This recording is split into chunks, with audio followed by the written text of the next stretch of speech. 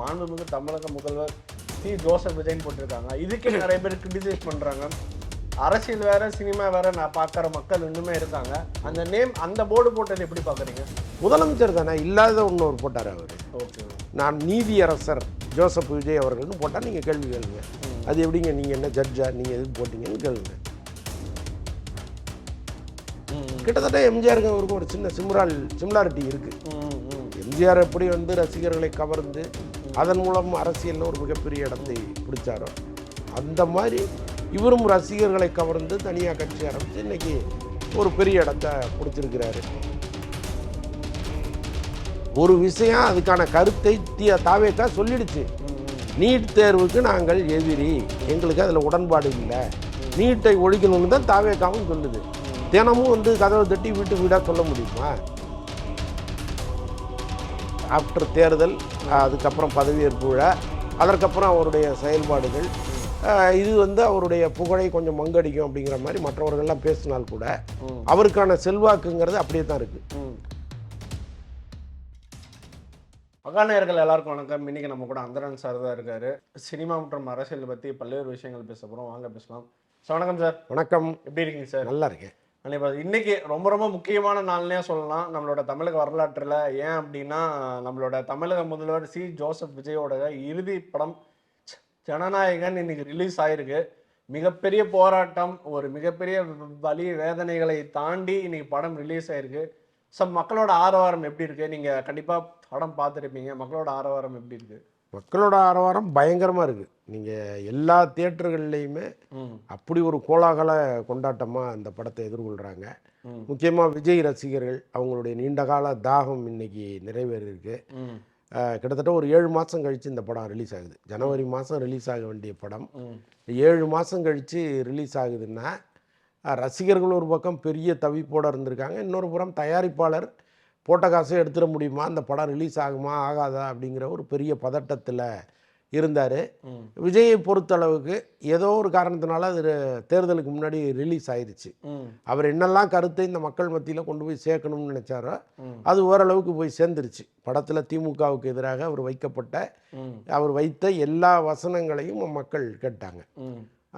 இன்னும் வந்து அது ஒரு படமாக ரிலீஸ் ஆகி ஒரு பெரிய திரையில் பார்த்து ஜனங்க கொண்டாடி இருந்தாங்கன்னா இந்த ரிசல்ட்டே கூட இன்னும் கொஞ்சம் அவருக்கு அதிகப்படியாக இன்றைக்கி இந்த குதிரை பேரம் இந்த இதெல்லாம் நிறைய பேர் சொல்கிறாங்கல்ல, ஸோ அதெல்லாம் இல்லாமல் கூட இருந்திருக்கலாம். ஒரு தனி பெரும்பான்மையோட கூட அவர் ஆட்சியை பிடிச்சிருக்கலாம். எதுக்கு சொல்ல வரேன்னா, சினிமாவை பார்த்தா மக்கள் ஓட்டு போடுறாங்க அப்படிங்கிற கேள்விகளுக்கெல்லாம் இடம் கிடையாது. சினிமாவும் ஒரு பெரிய ரோல் இங்கே பண்ணுது. இன்றைக்கி விஜயை வந்து ஒரு மாபெரும் தலைவனாக கொண்டு வந்து நிறுத்தியிருக்காங்கன்னா அதுக்கு சினிமா ஒரு மிக முக்கிய காரணமாக இருக்குது. அப்படி இருக்கும்போது ஜனநாயகன் அவர் நினைத்த மாதிரி தேர்தலுக்கு முன்னால் வந்திருந்தா அவருக்கு இன்னும் கூட சப்போர்ட் பண்ணியிருக்குங்கிறது தான் என்னுடைய கருத்தாக இருக்குது. சார் எப்படி சார் இருக்கு படம்? எப்படி இருக்கு படம்? என்னை பொறுத்தளவுக்கு ஒரு அரை மணி நேரம் டைட்டாக கட் பண்ணியிருந்தாங்கன்னா ரொம்ப ஒரு பிரமாதமான படமாக இருந்திருக்கும். ஆமாம், ஒரு அரை மணி நேரம் அந்த லெங்க்த்துங்கிறது உள்ளபடியே கொஞ்சம் சோதனை பண்ணுது. ஆமாம், ஆனால் பல நேரங்களில் நானே ஃபோன் எடுத்து தேடுற அளவுக்கு சூழ்நிலை மாறிச்சு. ரொம்ப முக்கியமாக செகண்ட் ஹாஃபில் வந்து பெரிய லேக் இருக்குது படத்தில். அதை வந்து அவங்க தவிர்த்துருக்கலாம். எல்லாத்தையும் தாண்டி விஜய் சார் வர்ற காட்சிகளை நாங்கள் வந்து அப்படியே பார்த்துட்டே இருக்கலாம், ரசிச்சுட்டே இருக்கலாம். ஸோ அவரை தவிர மற்றவர்கள் படத்தில் வரும்பொழுது கொஞ்சம் லேக் இருக்குது. இன்னொன்று, விஜய் சார் இல்லாமலே படம் ரொம்ப நேரம் போகுது.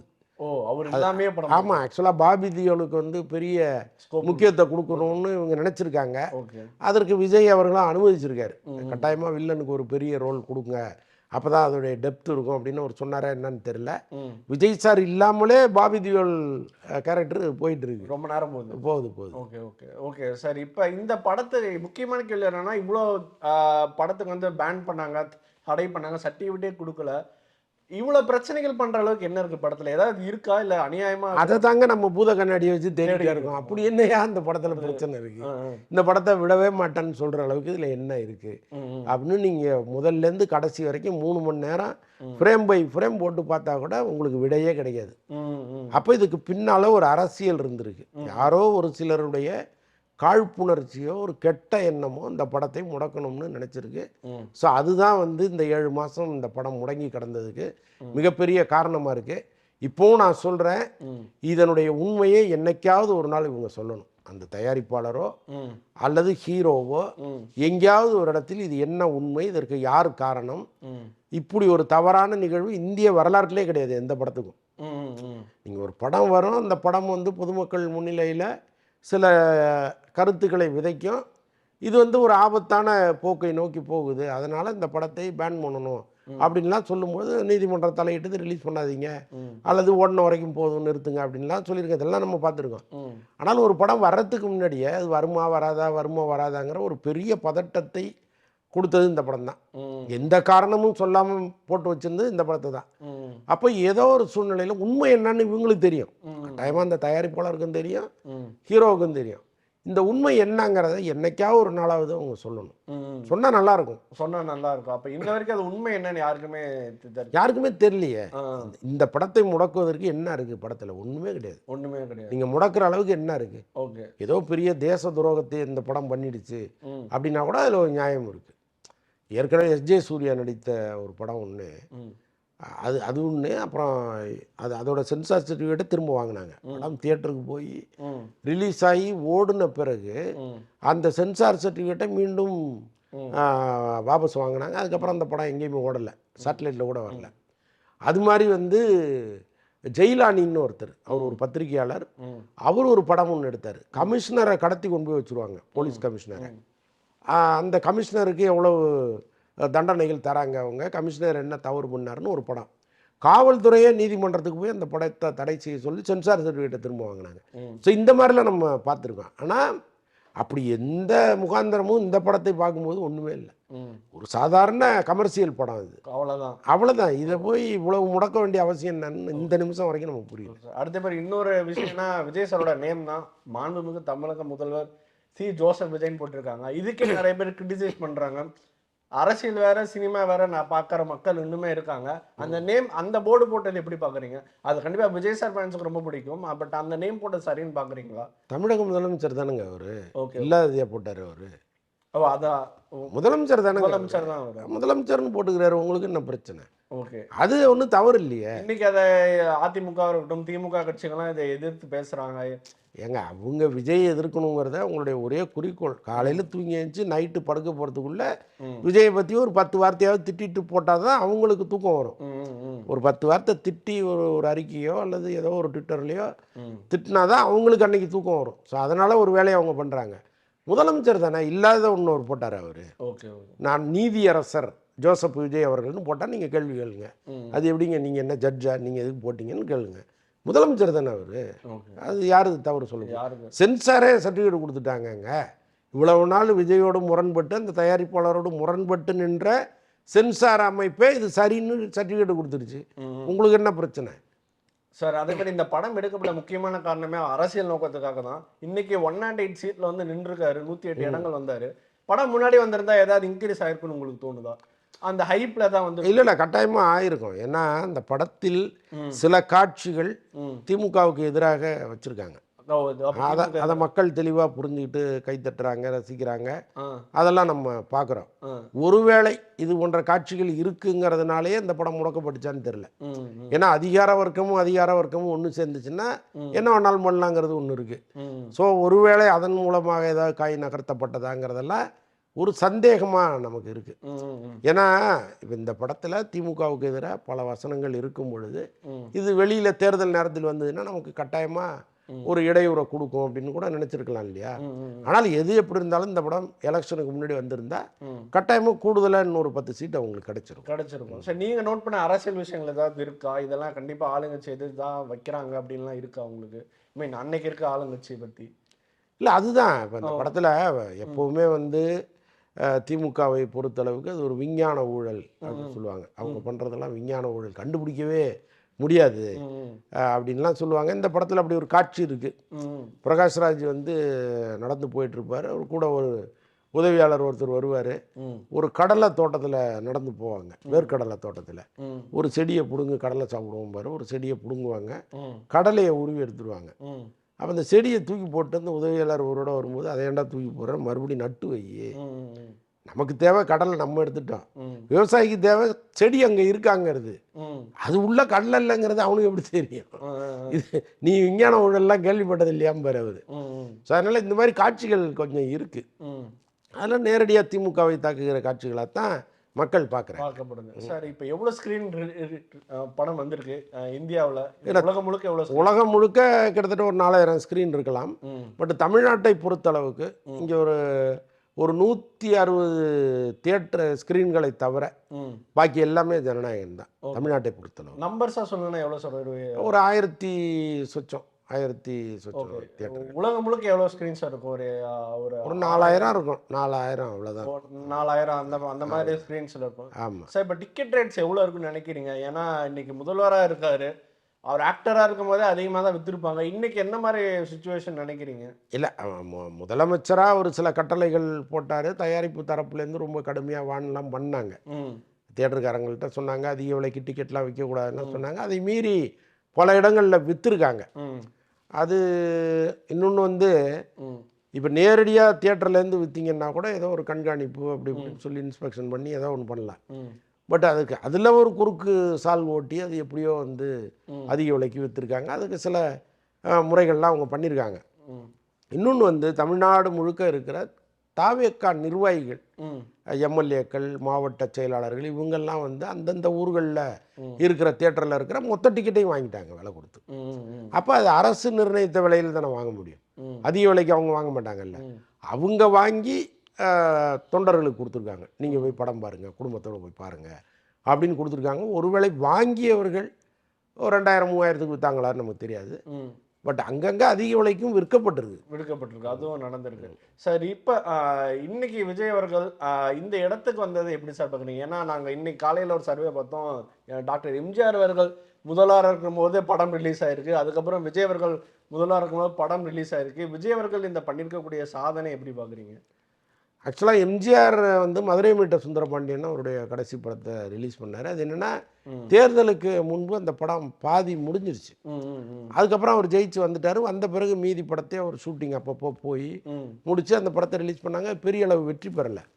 பட் இந்த படத்தை பொறுத்தளவுக்கு அவர் தேர்தலுக்கு முன்னாடியே மொத்த படத்தையும் முடித்து சென்சாருக்கே போயிட்டாங்க அவங்க.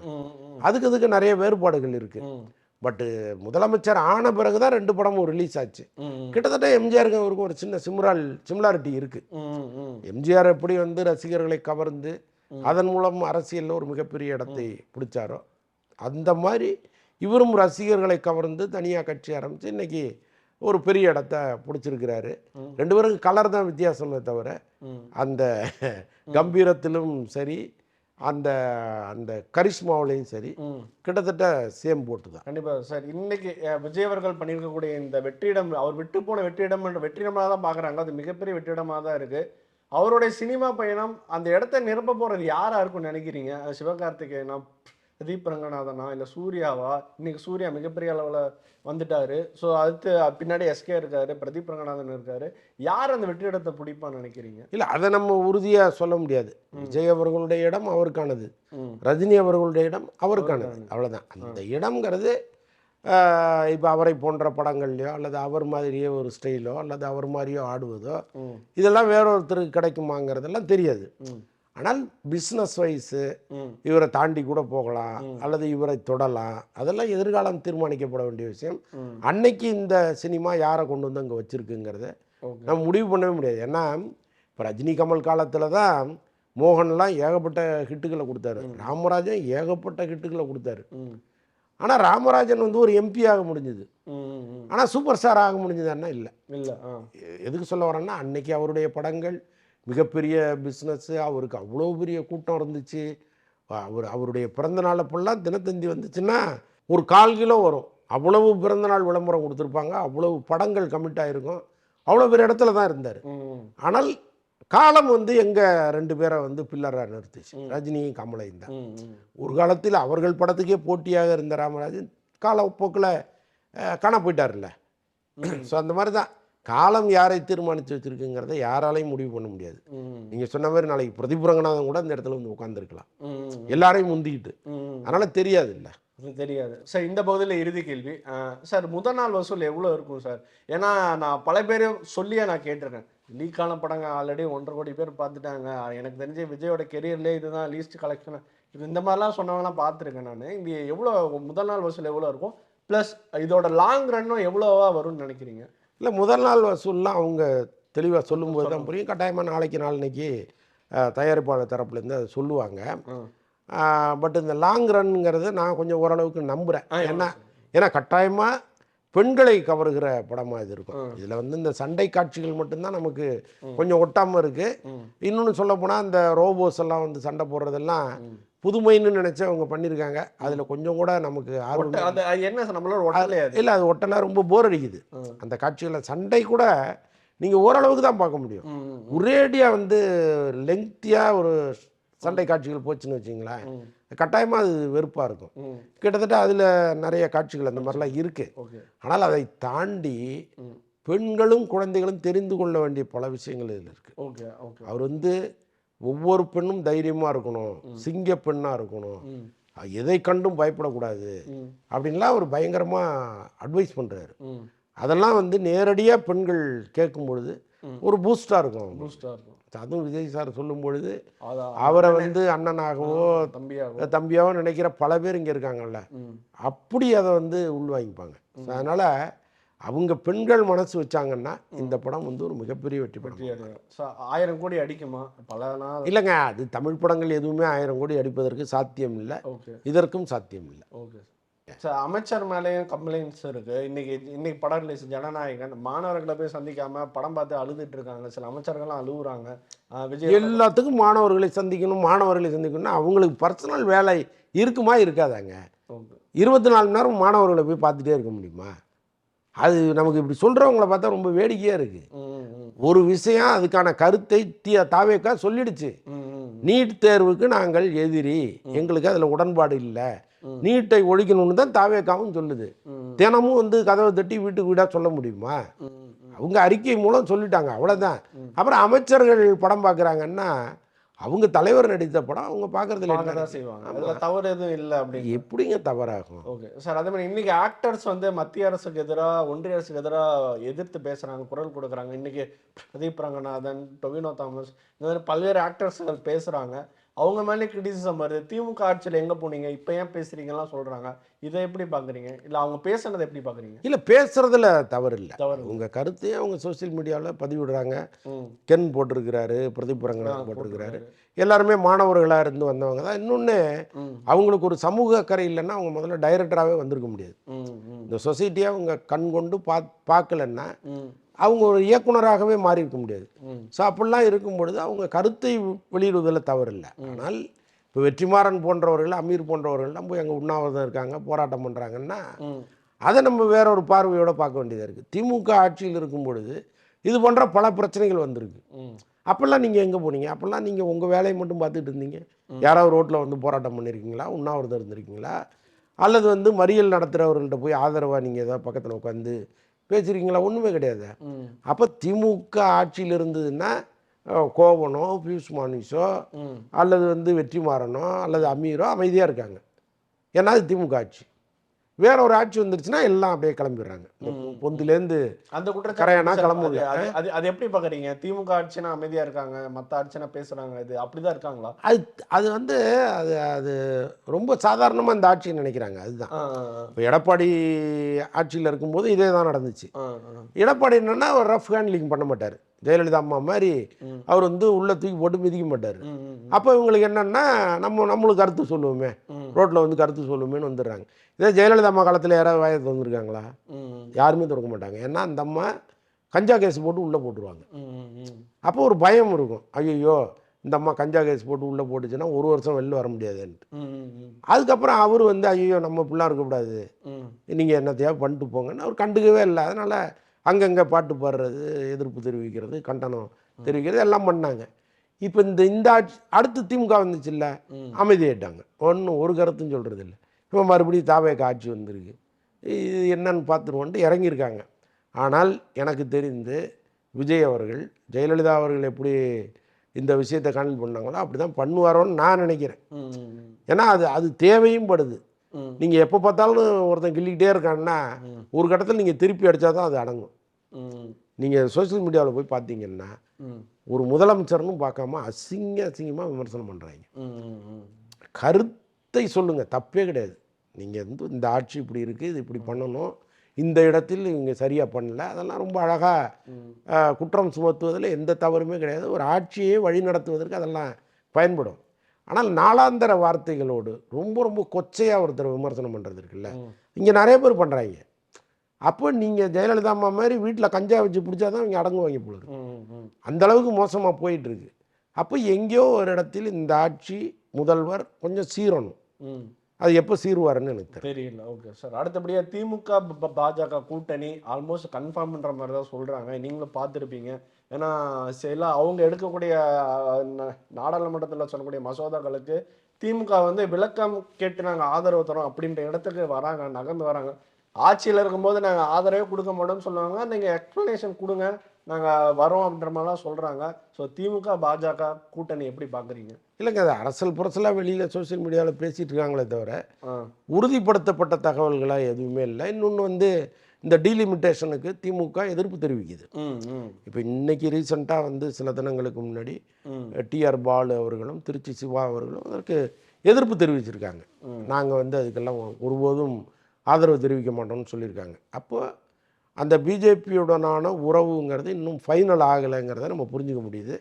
அதனால் அது ஒருவேளை ஃபைனல் ஆச்சுன்னா அதை பற்றி பேசலாம். ஓகே, பேசலாம் சார். இப்போ திமுக இருக்கக்கூடிய நிலை அப்படின்றது என்ன பார்க்குறீங்க? ஏன்னா நேஷனல் பார்ட்டி யாருமே அவங்க கூட இல்லை. காங்கிரஸ் இருந்தாங்க, போயிட்டாங்க. இனிமேல் எக்காலத்துலேயும் காங்கிரஸோட உறவில்லைன்னு சொல்லிட்டாங்க. இப்போ மிச்சம் இருக்கிற நேஷனல் பார்ட்டினா பிஜேபி தான். அடுத்து வந்து 2029 இந்திய பிரதமருக்கான தேர்தல் வரப்போகுது. அவங்க யாருக்கு சப்போர்ட் பண்ணுவாங்க? அவங்களோட ஸ்டாண்ட் என்னவா இருக்கும்? இல்லை, அந்த நேரத்தில் அவங்க என்ன முடிவு எடுக்க போகிறாங்கன்னு தெரியல. பட் காங்கிரஸோட உறவுங்கிறது இனிமேல் திமுகவுக்கு இல்லை. ஏன்னா இப்போ காங்கிரஸ்காரர் தமிழ்நாட்டை சேர்ந்த காங்கிரஸ் பிரமுகர்கள் திமுக மீது வைக்கிற விமர்சனங்கள் எல்லாம் அவங்க கேட்டாங்கன்னா கட்டாயமாக கோபம் வரும். அது ஒன்று. இப்போ டெல்லியிலே பார்லிமெண்ட்டில் அவங்க வந்து தனி இருக்கை கேட்டு வாங்கிட்டாங்க. காங்கிரஸ் உறுப்பினர்களோடு சேர்ந்து உட்கார்ந்தவங்க இப்போ எங்களுக்கு வேறு இடம் கொடுங்கன்னு போய் தள்ளி போய் உட்காந்துட்டாங்க. அப்போ மனதளவிலே பிரிஞ்சுட்டாங்க. இது மீண்டும் சேருவதற்கான வாய்ப்பு தற்போதைக்கு இல்லை. அரசியலில் ஒரேடியாக இல்லைன்னு சொல்ல முடியாது, இப்போதைக்கு இல்லை. அப்போ டெல்லியில் ஏதாவது ஒரு கட்சியோட அவங்க கூட்டணி வச்சு தான் ஆகணும். அதனால் வைக்காமல் தேர்தலை எதிர்கொள்ளலாம், அதில் ஒன்றும் தப்பு இல்லை. இப்போ பிஜேபியோட சேர்ந்து தான் அந்த தேர்தலை எதிர்கொள்ளணும்னு அவசியம் ஏதாவது இருக்கா? தமிழ்நாட்டை பொறுத்தளவுக்கு பிஜேபிங்கிறது 0. இப்போ அவங்களோட சேர்ந்து நான் ஒரு ஆட்சியை பிடிப்பதற்கு அவர்கள் உதவியாக இருப்பாங்க, நம்ம ஜெயிக்கிறதுக்கு உதவியாக இருப்பாங்கங்கிறதெல்லாம் அது நினைக்கிறதே ரொம்ப தவறு. அப்படி இருக்கும்போது இல்லைங்க நாங்கள் தனியாகவே நின்று 40 தொகுதியும் பார்த்துக்குறோம், ஒருவேளை பெரும்பான்மையாக வரும்பொழுது அப்போ இருக்கிற சுச்சுவேஷன் பொறுத்தளவுக்கு நாம் கூட்டணி வச்சுக்கலாங்கிற மாதிரி ஏதாவது பேசுவதற்கு கூட தப்பு இல்லை, பேசலாம். கட்டாயமாக ஏதாவது ஒரு தேசிய கட்சியோடு திமுக கூட்டணி வைக்கணும்னு ஏதாவது சட்டம் இருக்கான்னு ஒன்றுமே இல்லையே. அப்போ அவங்க என்ன முடிவெடுக்க போகிறாங்கன்னு பார்ப்போம். ஆனால் பிஜேபியோடு திமுக இணைந்தால் திமுகவுக்கு இன்னும் பின்னடைவு தான். கட்டாயமாக மக்கள் வந்து அதை ஏற்றுக்கவே மாட்டாங்க. தமிழகத்தை பொறுத்தளவுக்கு பிஜேபியை அவங்க எங்கே வைக்கணுமோ அங்கே தான் வைப்பாங்க. அது திமுகவோட சேர்ந்தாலும் சரி, அதிமுகவோட சேர்ந்தாலும் சரி, சேர்ந்த கட்சிகளுக்கு தான் கேடு தவிர அந்த தவறை திமுக செஞ்சதுன்னா கட்டாயமாக அதற்கான பலனை அவங்க அனுபவிக்கிறாங்க. நான் அடுத்த கேள்வி அதுதான் சார் வச்சிருந்தேன். ஏன்னா ஒருவேளை அரசியலில் எது வேணாலும் நடக்கலாம், அதுக்கு சாட்சி விஜய் அவர்களோட வெற்றி. அப்படி இருக்கிறப்ப பாஜகவோட அணி சேர்ந்த எல்லாருமே கீழே தான் போயிருக்காங்க. அதிமுகவாக இருக்கட்டும், வேற யாராவது இருக்கட்டும். ஒருவேளை திமுக பாஜக சேர்ந்தா என்னவா நடக்கும் சார்? இன்னும் சொல்ல போனா திமுக அதிமுக பாஜக எல்லாம் பேசுறாங்க, இது என்ன நடக்கும்னு நினைக்கிறீங்க? அதாவது திமுகவும் அதிமுகவுமே கூட்டணி வைக்க துணிந்த பிறகு இப்போ நீங்க பாத்தீங்கன்னா பல ஊர்களில் பேசுகிற அதிமுக முன்னாள் அமைச்சர்கள்லாம் ஏன் நாங்க திமுகவோட சேர்ந்தா என்னையா பிரச்சனை பேச ஆரம்பிச்சிட்டாங்க. அப்ப ஏதோ ஒரு மூவ் ஒன்று நடக்குதுங்கிறத நம்ம புரிஞ்சுக்க வேண்டியதா இருக்கு. அப்போ அதற்குள் பிஜேபி வந்ததுன்னா அது ஒரு வலுவான கூட்டணியாக இருக்கும். ஆனால் ஒர்க் அவுட் ஆகுமான்னு தெரியாது. அதுவே மக்களுக்கு இன்னும் கொஞ்சம் கோபத்தை வர வச்சுதுன்னு வச்சிங்களேன், ஒரே அடியாக 3 கட்சியுமே காலி பண்ணுற சூழ்நிலையெல்லாம் இங்கே வரும். அப்போ அதை துணிச்சலாக இவங்க எதிர்கொள்வாங்களா அல்லது இன்னும் கொஞ்சம் பாலிஷாக பார்ப்பாங்களாங்கிறது தெரியல. ஓகே சார், இன்றையோட இறுதி கேள்வி சார். அதான் அந்த கேள்வி தான் சார். என்னன்னா இப்போ இடைத்தேர்தலில் விஜய் அவர்களுக்கு வெற்றி வாய்ப்பு எப்படி இருக்கும்? ஏன் அப்படின்னா அலைன்ஸே இல்லாமல் சட்டமன்றத்தில் ஜெயிச்சு வந்துட்டாரு. திமுக அதிமுக கூட்டணின்றது மக்களுக்கு பெரிய அதிருப்தியை உண்டாச்சு. பத்தாக்குறைக்கு பிஜேபி வர மாதிரி இருக்குன்றப்ப அது மக்களுக்கு எவ்வளவு பெரிய ஒரு கோபத்தை உண்டு பண்ணும். இது விஜய் அவர்களுக்கு எவ்வளவு சாதகமா இருக்கும்? இடைத்தேர்தல் என்ன ஆகும்? இடைத்தேர்தல் விஜய் அவர்களுக்கு சாதகமாக தான் இருக்கும். ஏன்னா அவர் மீதான அன்பை இங்கே எங்கேயுமே வந்து குறைக்கல மக்கள். அதாவது ஆஃப்டர் தேர்தல், அதுக்கப்புறம் பதவியேற்பு விழா, அதற்கப்புறம் அவருடைய செயல்பாடுகள், இது வந்து அவருடைய புகழை கொஞ்சம் மங்கடிக்கும் அப்படிங்கிற மாதிரி மற்றவர்கள்லாம் பேசினால் கூட அவருக்கான செல்வாக்குங்கிறது அப்படியே தான் இருக்குது. அது வந்து சர்வே எடுக்கிறவங்கலாம் சொல்கிறாங்க இன்னும் அவருக்கு செல்வாக்கு அதிகரிச்சிருக்கே தவிர குறையிலலாம் சொல்கிறாங்க. ஸோ அப்படி இருக்கும் பொழுது இடைத்தேர்தலை ரொம்ப ஈஸியாக கண்ணில் கொண்டுவார். தனித்து நின்றே இவ்வளோ இடங்களை பெற்றவர். இப்போ விடுதலை சிறுத்தைகள் இருக்குது, ஐயுஎம்எல் இருக்குது, கம்யூனிஸ்ட் இருக்குது, 10 பாமக வேற உள்ள வரும் போல இருக்கு. அப்போ பலமான கூட்டணியாக உருவான பிறகு ஏன் இடைத்தேர்தலில் உறுதியாக ஜெயிக்க முடியாது? முதல்ல இடைத்தேர்தல் வரணும், அது ஒரு பிரச்சனை. ஆமாம். ஓகே சார், இவ்வளோ நேரம் இன்டர்வியூ நான் சார். இதே மாதிரி இன்னொரு நேரத்தில் சந்திப்போம். நன்றி. நன்றி.